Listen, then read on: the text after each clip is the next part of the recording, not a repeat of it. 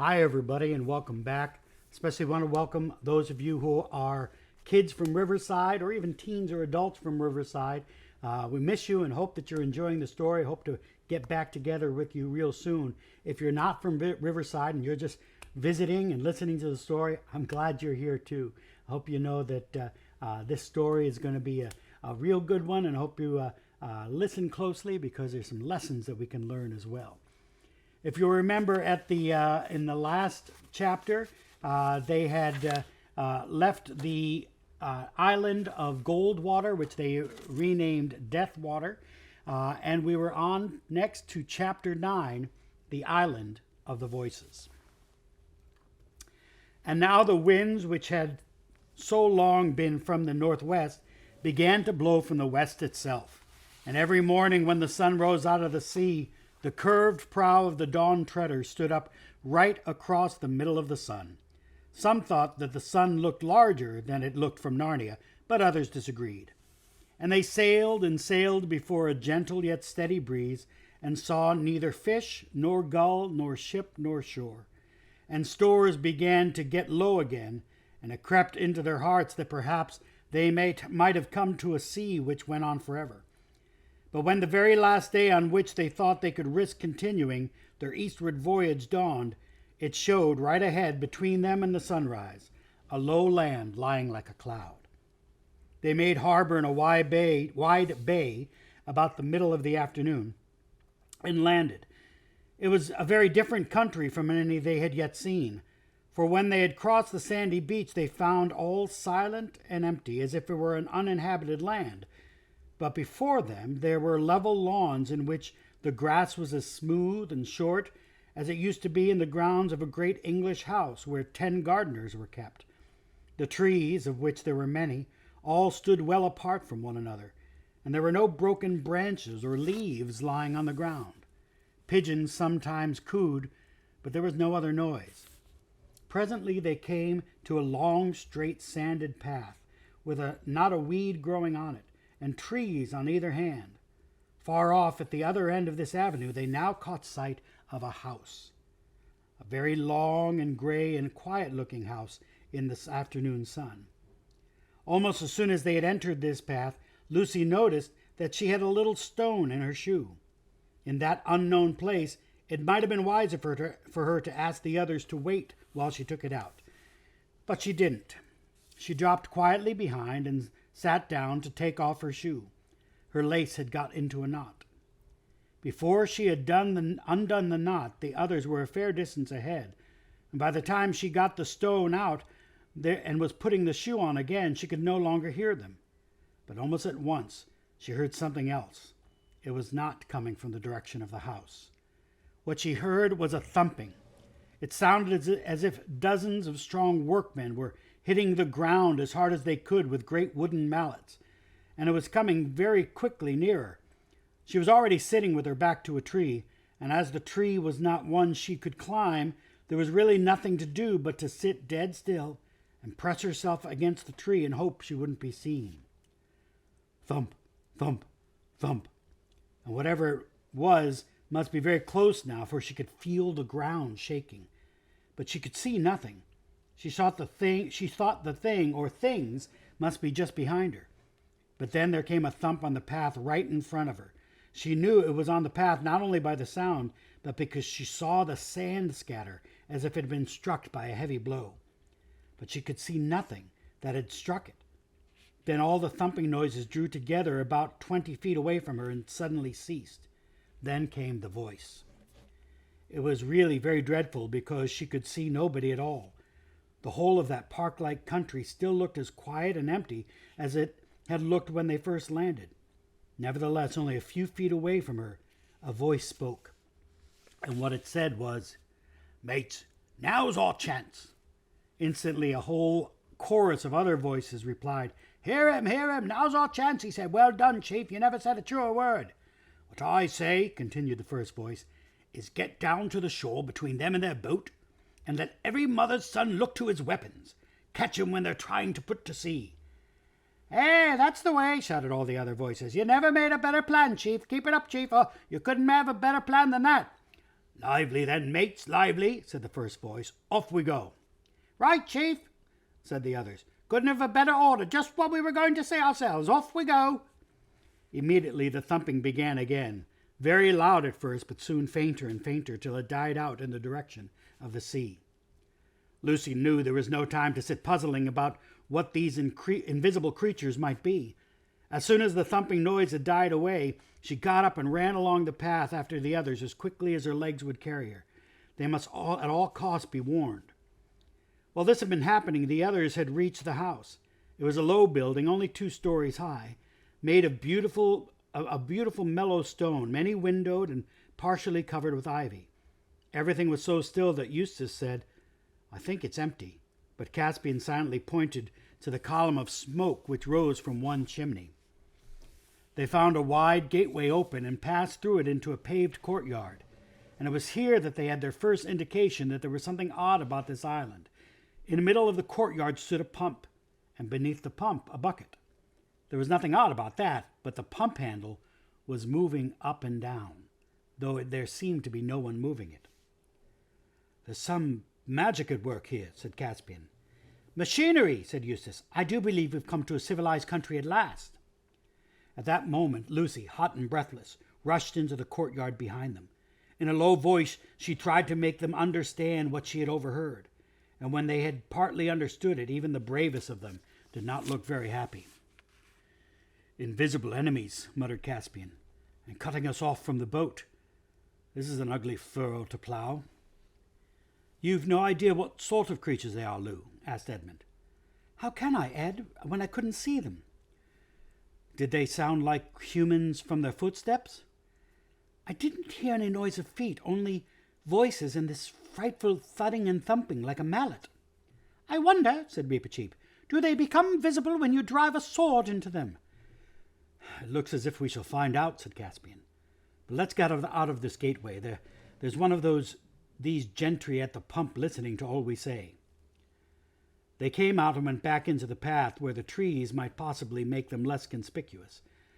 Not that it's any good really," said Eustace, "trying to hide from people you can't see. They may be all around us."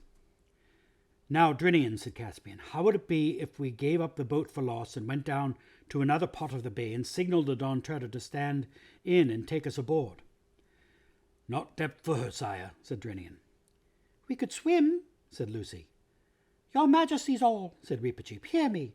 It is folly to think of avoiding an invisible enemy by any amount of creeping and skulking. If these creatures mean to bring us to battle, be sure they will succeed. And whatever comes of it, I'd sooner meet them face to face than be caught by the tail." "I really think Reep is in the right this time," said Edmund. "Surely," said Lucy, "if Rince and the others on the Don Treader see us fighting on the shore, they'll be able to do something." "But they won't see us fighting if they can't see any enemy," said Eustace miserably. "They'll think we're just swinging our swords in the air for fun." There was an uncomfortable pause.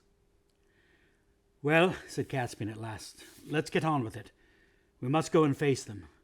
Shake hands all around. Arrow on the string, Lucy. Swords out, everyone else. And now for it. Perhaps they'll parley." It was strange to see the lawns and the great trees looking so peaceful as they marched back to the beach. And when they arrived there, they saw the boat lying where they had left her, and the smooth sand with no one to be seen on it. More than one doubted whether Lucy had not imagined all that she had told them, but before they reached the sand, a voice spoke out of the air. "No further, masters, no further now," it said. "We've got to talk with you first. There's 50 of us, and more here with weapons in our fists." Hear him, called the chorus. "That's our chief. You can depend on what he says. He's telling you the truth, he is." "I do not see these 50 warriors," observed Reepicheep. That's right, said the chief voice. "You don't see us, and why not? Because we're invisible." "Keep it up, chief, keep it up," said the other voices. "You're talking like a book. They couldn't ask for a better answer than that." "Be quiet, Reep," said Caspian, and then added in a louder voice, "You invisible people, what do you want with us? And what have we done to earn your enmity?" "We want something that little girl can do for us," said the chief voice. The others explained that this was just what they would have said themselves. "Little girl," said Reepicheep. The lady is a queen." "We don't know about queens," said the chief voice. "No more we do, no more we do," chimed in the others. "But we want something she can do." "What is it?" said Lucy. "And if it is anything against Her Majesty's honour or safety," added Reepicheep, "you will wonder how many we can kill before we die." "Well," said the chief voice, "it's a long story. Suppose we all sit down." The proposal was warmly approved by the other voices, but the Narnians remained standing. "Well," said the chief voice, "it's like this. This island has been the property of a great magician time out of mind, and we all are, well, or perhaps in a manner of speaking I might say we were, his servants. Well, to cut a long story short, this magician that I was speaking about, he told us to do something we didn't like. And why not? Because we didn't want to. Well, then this same magician, he fell into a great rage, for I ought to tell you he owned the island and he wasn't used to being crossed. He was terribly downright, you know. But let me see, where was I? Oh, yes, this magician then, he goes upstairs, for you must know he kept all his magic things up there, and we all lived down below. I say he goes upstairs and puts a spell on us, an uglifying spell. If you saw us now, which in my opinion you may thank your stars you can't, you wouldn't believe what we looked like before we were uglified. You wouldn't, really. So there we all were, so ugly we couldn't bear to look at one another. So then what did we do? Well, I'll tell you what we did. We waited till we thought this same magician would be asleep in the afternoon, and we creep upstairs and go to his magic book as bold as brass to see if we can do anything about this uglification. But we were all out of a sweat and a tremble, so I won't deceive you, but believe me or believe me not, I do assure you that we couldn't find anything in the way of a spell for taking off the ugliness. And what with time getting on and being afraid that the old gentleman might wake up at any minute, I was all of a muck sweat, so I won't deceive you.